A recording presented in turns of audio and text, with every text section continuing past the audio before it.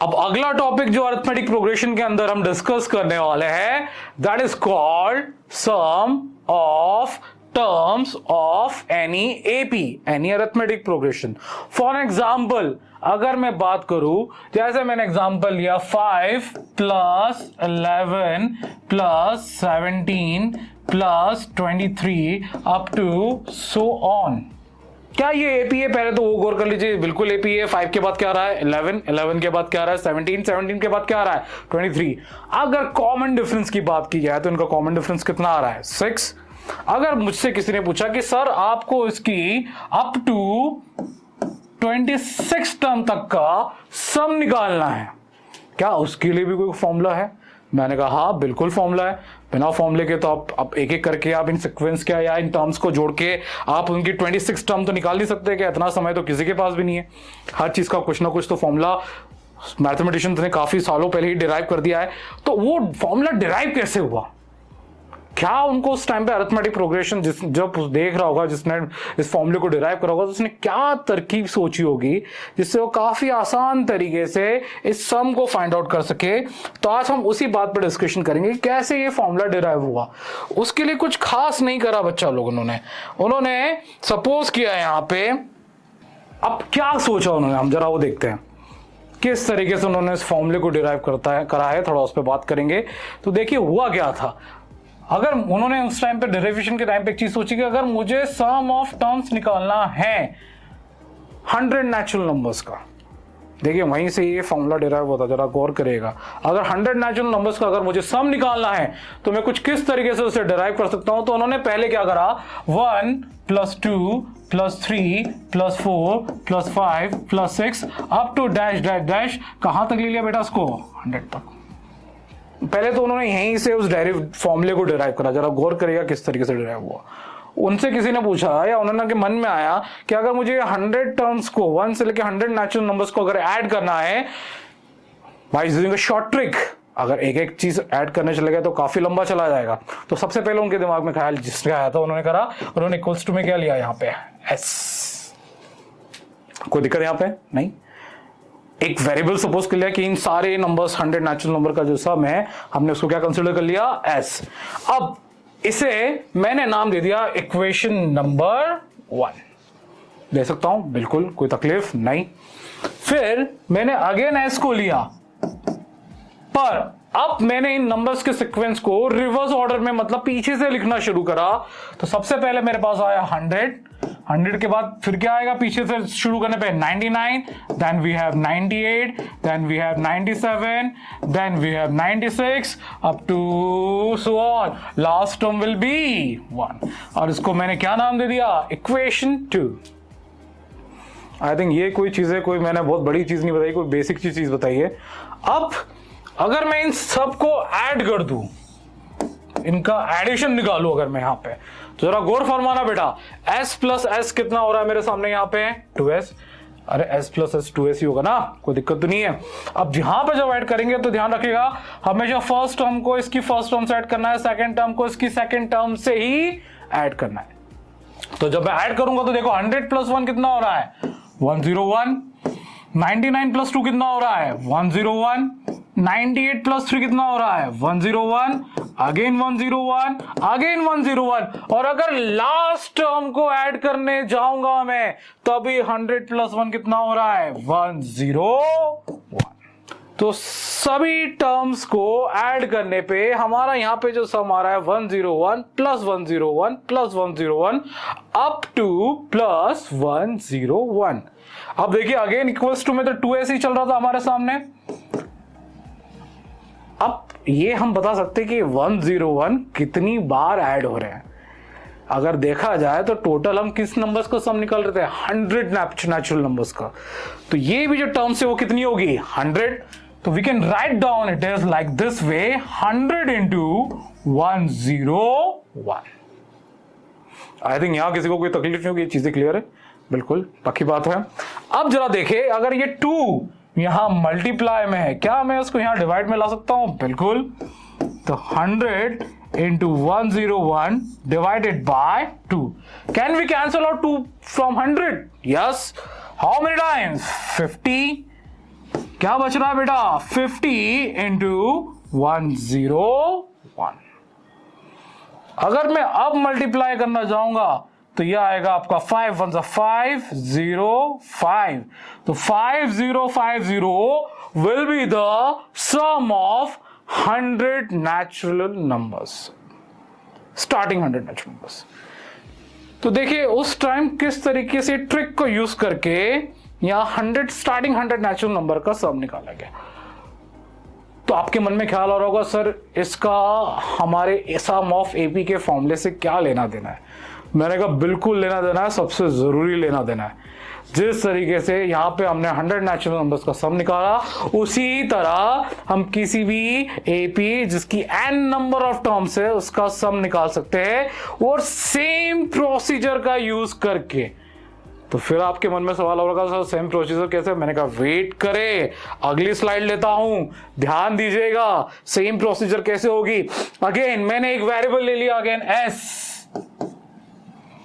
फिर मैंने यहां पे जो फर्स्ट टर्म ली, दैट इज, हमें पता है ना हमने फर्स्ट टर्म को हमेशा क्या सपोज किया है a। सेकंड टर्म क्या आती थी, a में क्या ऐड कर देते थे हम, क्या ऐड करते थे बताइए। a में हम जब सेकंड टर्म ऐड करते तो क्या आती है a plus t, plus third term क्या आएगी a plus 2d, plus next term क्या आएगी a plus 3d, up to so on. What will be the last term here, last term will be a plus n minus 1 into d. मतलब हमने n terms लिए तो हमने इसको भी यहां एस n सपोज कर लिया, क्योंकि हम n टर्म्स का सम निकालने वाले हैं। n कैन बी एनीथिंग, हाँ एनीथिंग का मतलब ये नहीं n can be negative, n should be always a positive natural number. तो जब हम यहां पे डिस्कशन कर रहे हैं चीज का, तो एस n करके मैंने एक एपी सपोज करा और इसको मैंने नाम दिया इक्वेशन नंबर 1। अब वो सेम प्रोसीजर जो 100 नेचुरल्स का सम निकालने के लिए हमने यूज की थी, वही प्रोसीजर हम यहां यूज करेंगे। अगेन मैं एसएन लूंगा यहां पे। अब इसी एपी को मैं रिवर्स ऑर्डर में लिखना शुरू करूंगा। तो जो a plus n minus 1 into d है वो हमारी फर्स्ट टर्म बन के आएगी, a plus n minus 1 into d, ये हमारी फर्स्ट टर्म आएगी। फिर मैंने पूछा अगर रिवर्स ऑर्डर में जब 100 नेचुरल नंबर निकाल रहे थे तो 100 के बाद अगली टर्म आई थी 99, क्या आई थी 99 आई थी, याद कर लो देख लो। तो 100 में से क्या माइनस करा था 1। तो अगर मुझे a plus n minus 1 into d की प्रीवियस टर्म बतानी है जो रिवर्स ऑर्डर में आएगी, तो हमारे सामने क्या आएगी a प्लस एन। अब देखिए वह 100 था तो 99 आया था, यहां n माइनस 1 होगा तो यहां आएगा n माइनस 2। हाईलाइट कर रहा हूं क्योंकि समझो n माइनस 1 की प्रीवियस टर्म क्या होगी यहां पे n माइनस 2। सो इनटू में क्या आएगा हमारे सामने d। इसी तरीके से देखिए तो नेक्स्ट टर्म क्या आएगी हमारे सामने a plus n minus 3 into d up to so on. Last term हमारे सामने क्या बचेगी a, and that will be equation number 2। देखो बेटा वही की वही प्रोसीजर अपनाई है हमने, कुछ अलग से करने वाले नहीं है। अगेन जैसे वहां पे दोनों अलग अलग s को हमने ऐड किया था, यहां पे भी वही करने वाले हैं। अब मैं जरा Sn को ऐड करूंगा, Sn plus Sn will become twice Sn। ये यहां इसकी फर्स्ट टर्म है और यहां इसकी ये पूरी फर्स्ट टर्म है। जरा देखिए यहां भी a यहां भी a plus a will become 2a plus, देखिए साथ में ये तो आ रहा है और उसके साथ में एक और चीज दिख रही होगी, क्या दिख रही होगी बेटा आपको n माइनस 1 इंटू डी। इन दो टर्म्स को ऐड करने पे ये इतना बड़ा एक्सप्रेशन आपके पास डिराइव हुआ है। अगेन अब ये आपकी सेकंड टर्म है पहले एक्सप्रेशन की, और ये आपकी सेकंड टर्म है। अगेन मैं इनको ऐड करने जाऊंगा तो मेरे पास a प्लस a कितना आएगा 2a। यहां तो कोई दिक्कत होना नहीं चाहिए, 2a हर बार आने वाला है।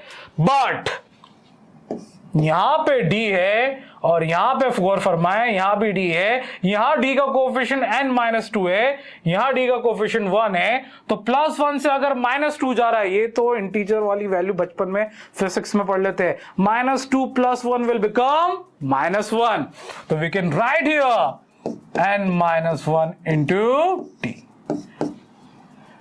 देखिए वहां पे भी जो 100 नेचुरल नंबर्स का सब निकाल रहे थे, तो सभी जगह 101 + 101 + 101 अप टू सो। यहां पे भी कुछ इस तरीके से आ रहा है 2a + n-1 into d plus 2a + n-1 into d plus 2a + n-1 into d up to last term भी हमारी क्या आएगी बच्चों? लास्ट टर्म भी आएगी हमारे सामने 2a + n-1 into t।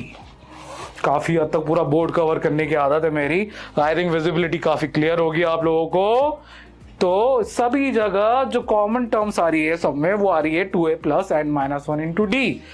वहां पे जब 101 + 101 + 101 ऐड हो रहा था तो वो ऐड हो रहा था 100 टाइम्स। तो हमने उसमें किसका मल्टीप्लाई 10 में किसका मल्टीप्लाई 101 में किसका मल्टीप्लाई कर दिया था 100 का। वही सेम चीज हम यहां पे अप्लाई करेंगे 2 into Sn।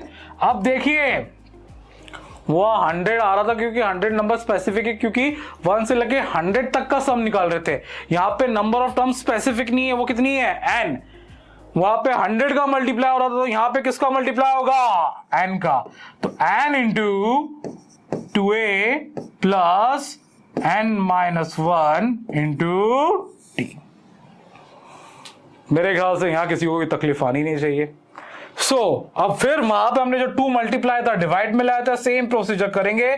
तो गौर फरमाओ आपका sum of terms of an AP का फॉर्मूला डिराइव होने वाला है, that is n/2 into in bracket 2a + n-1 into d। अब इस फॉर्मूले को आप गौर से देखेंगे तो आप किसी भी एपी के n नंबर ऑफ टर्म्स का सम निकाल सकते हैं। तो आई थिंक मेरे ख्याल से ये डेरिवेशन सभी को क्लियर होगा कि किस तरीके से हमने एक एपी के n नंबर ऑफ टर्म्स का सम निकाला है।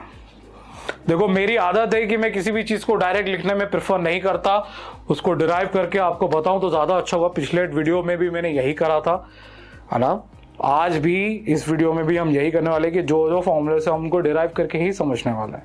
और आगे भी जितने आप मेरे वीडियोस देखेंगे 10th में या किसी भी दूसरे क्लास के रिगार्डिंग, तो मैं आप प्रॉपर डेरिवेशन डिफाइन करके चलता हूँ। तो ये बात हो रही है सम ऑफ एपी की। अभी ये टॉपिक यहाँ पे खत्म नहीं हुआ है, इसमें तो कुछ चीजें और डिस्कस करने वाली है हमारे जो काम में आने वाली है। अब आगे बात की जाए तो मैंने बताया था एपी डिफाइन कर दिया था, पर मैंने एपी में एक चीज आपको नहीं बताई थी कि एपी कितने तरीके की हो सकती है। अगर एक एपी लिया मैंने 1, 5, 9, 13 अप टू सो ऑन, मैंने सो ऑन करके अप टू डैश डैश लगा दिया, यहां पे मैंने इसके लास्ट टर्म डिफाइन नहीं करी है। तो इस तरीके के एपी को हम बोलेंगे इनफाइनाइट एपी।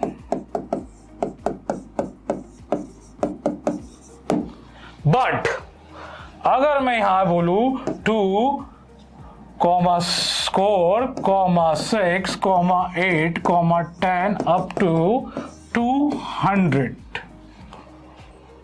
तो यहां गौर फरमाइएगा बच्चों कि यहां पे लास्ट टर्म मैंने डिफाइन करी है और वो लास्ट टर्म मेरी 200 है। That is called a finite AP. ये अभी बताने का मतलब मेरा इसलिए बन रहा है कि फाइनाइट और इनफाइनाइट एपी के हिसाब से ही आपको सम निकालने के फॉर्मूले भी आपके 2 पार्ट में डिवाइड होंगे। अगर मैं इनफाइनाइट एपी की बात करूं,